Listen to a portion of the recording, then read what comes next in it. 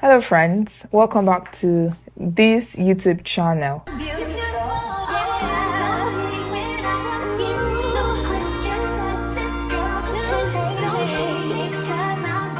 So this video is based on popular demands. Yeah, a lot of people want to know the overview of the Canada's immigration system. So this video is going to help you to have a general idea of the different pathways to enter Canada. And I promise you, you would be able to comprehend because I'm going to explain as if I were teaching a grade 1 student. So no big terms. Everything is going to be simple.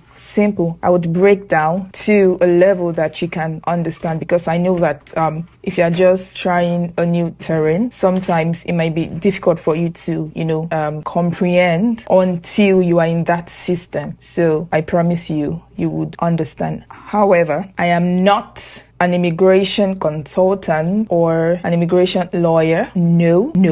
Licensed? No, I am not licensed. Everything I'm going to tell you is based on my research. So, DYOR, do your own research. Okay, that being said, let's delve into why we are here.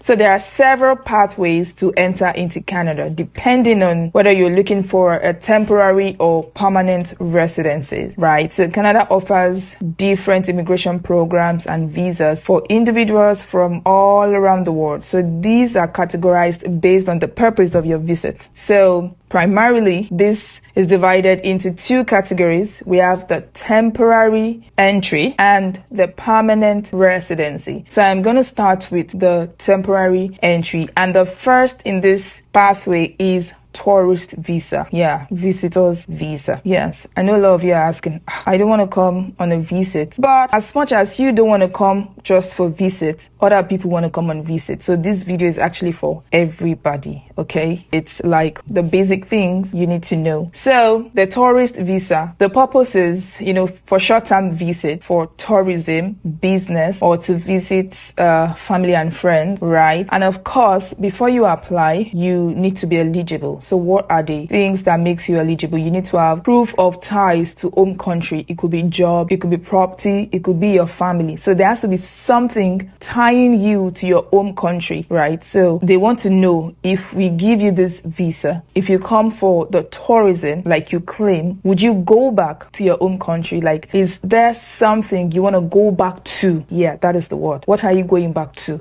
So it could be a job, it could be property, and it could be family. Also, they want to know, if we let you in, are you able to take care of yourself? What's your financial capacity to support your own stay?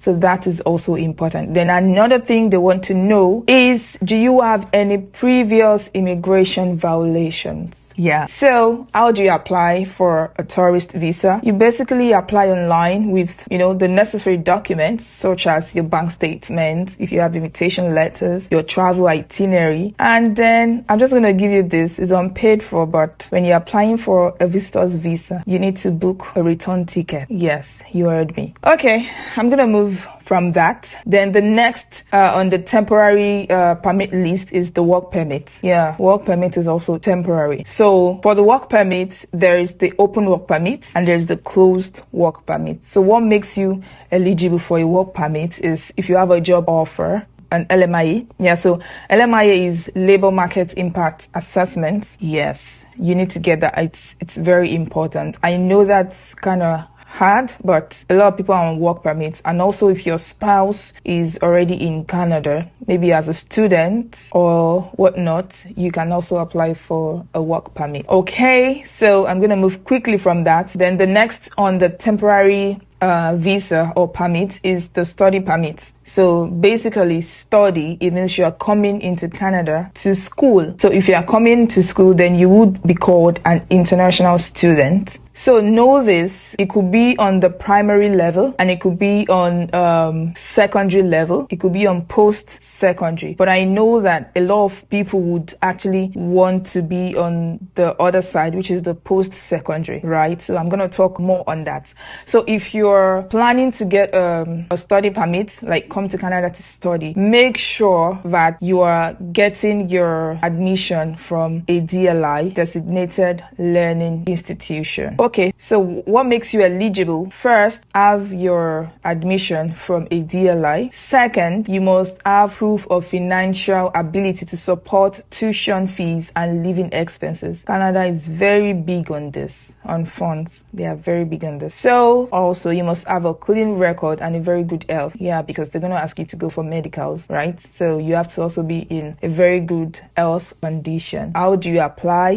Just go online. Trust me, these things, you can actually do them yourself. You don't need to pay any agent. You could just, seek for consultation. Yeah, you can get people to, guide you. But these are things that you can do by yourself. But it depends on you. Also, make sure that when you're choosing a course, it has to be one that would give you PGWP, right? That will make you eligible for a postgraduate work permit. What is postgraduate work permit? So after school, the government doesn't just let you go like that. Back to your country. They're going to place you on work permit so you can work a few years, 1 year or 3 years, depending on the length of your study. So while you're on this work permit, you can actually apply for your PR. Yes. Meanwhile, over time, there has been different rules, different regulations about this PGWP. But currently, as of today that I make this video, there are some certain courses that you would take to get PGWP. Before, it used to be like almost all the courses, provided it's a DLI. But right now, even if your school is DLI, there are some certain courses that would give you PGWP. Okay, I'm going to give you a tip. Health courses, one of those courses that would give you PGWP. But please do your research. Okay, so I'm going to move quickly from there. And now we go to the permanent pathways to Canada. Yay. Yeah, I know a lot of people have been waiting for these. They're like, just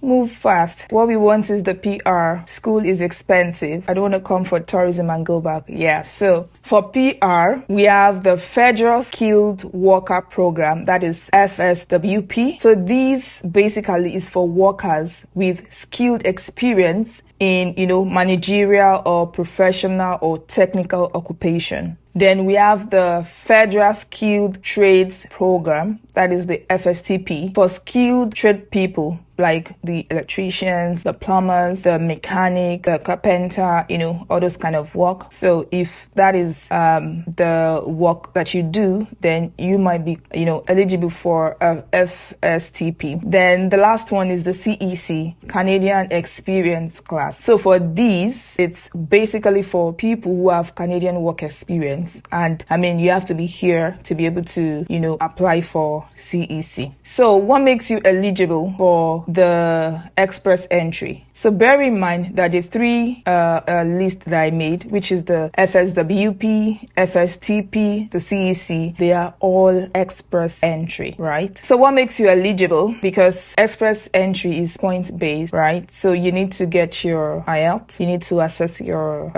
educational qualification. These are the major two things that would, get you into the pool, right? Okay, so I'm going to move quickly from that. Then the second one on the permanent pathway is Provincial Nominee Program. So this allows provinces and territories to nominate you for permanent residency based on, the labor market needs, right? So what makes you eligible? You need to meet their criteria. So there are different criteria for different provinces. So depending on the province you want to go, do your research so you would know what they need, right? Okay, so third on this list is the family sponsorship. I think as of now, this has been suspended, but it's on the list. Family sponsorship, it allows, your family here in Canada who are already citizens or permanent residents to sponsor you, right? But it has to be like a close, you have to be closely knitted to them, like you being a spouse, like children, parents, grandparents, not, but I think some some provinces, your cousins can nominate you. Maybe Manitoba. I'm not sure. Please do your own research. Yeah. So another one on the list is the Startup Visa Program. This basically is for entrepreneurs who can establish a business in Canada that creates job for the economy. So if you want to come on a startup visa, it means you're ready to,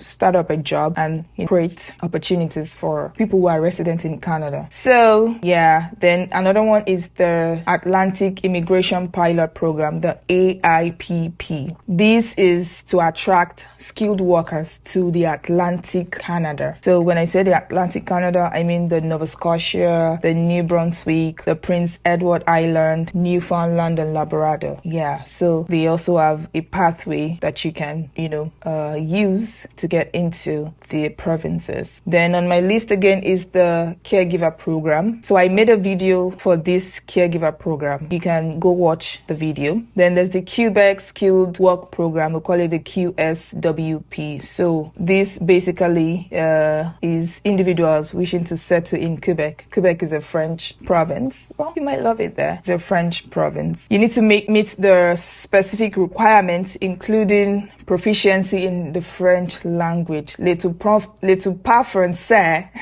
Hey, so you must be able to speak French fluently. You know how the French people behave now? The French, you know how they behave like... Okay, I'm gonna zip it. All right, so basically, these are the pathways to migrate to Canada. Like I said, I'm just gonna reiterate on everything I've said. There's the temporary, which is the tourist, which is the study, and which is the work permit. I know, I can read somebody's mind right now. The person is saying, what if I come in as a visitor? Can I change my visa to being permanent? Well, maybe last year that would have been possible, but right now, that pathway has been cancelled. Before now, Canada used to allow visitors change their visa to work permits if they got a job offer, but right now it has been cancelled. And I hear someone else saying, what if I come in as a visitor? Can I go and...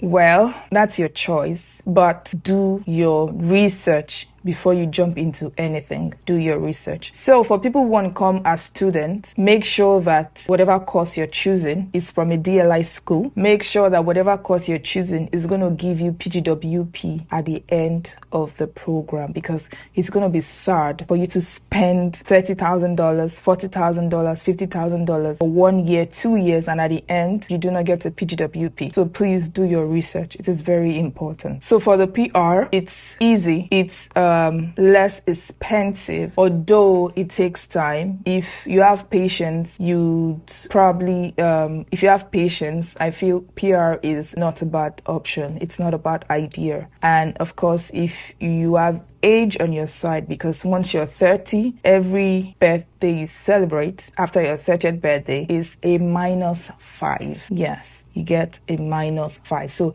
if you're still under 30, I implore you to think about the PR. It's a very good option. Yes, it's a very good option if you're under 30. So make sure that in your language test, you have a very high score, a band 8. I would encourage you to get a band 8. I know a lot of people will say when they get band 4, when they get band 5, they are fine, they can get to the pool. Yeah, you can get into the pool, but you won't have a very good score. And PR is point-based. The higher your number, the earlier you get picked from the pool. So, like I said, this video is just to explain, like give you an overview of the Canada immigration, the different pathways, the temporary and the permanent. And I have mentioned as much as I can in this video. In the beginning of this video, I mentioned that everything that I said here was based on my own research. So please do your own research. I am not an immigration lawyer. I am not licensed. I am just trying as much as possible to shed light to some of the things that you have read that you do not understand. So if you feel that this video has been helpful to you, if you feel that this video has been very informative, it has enlightened you, please subscribe, like, share with your other friends who also want to come to Canada. So thank you so much for watching. I'm gonna see you in my next video. Bye.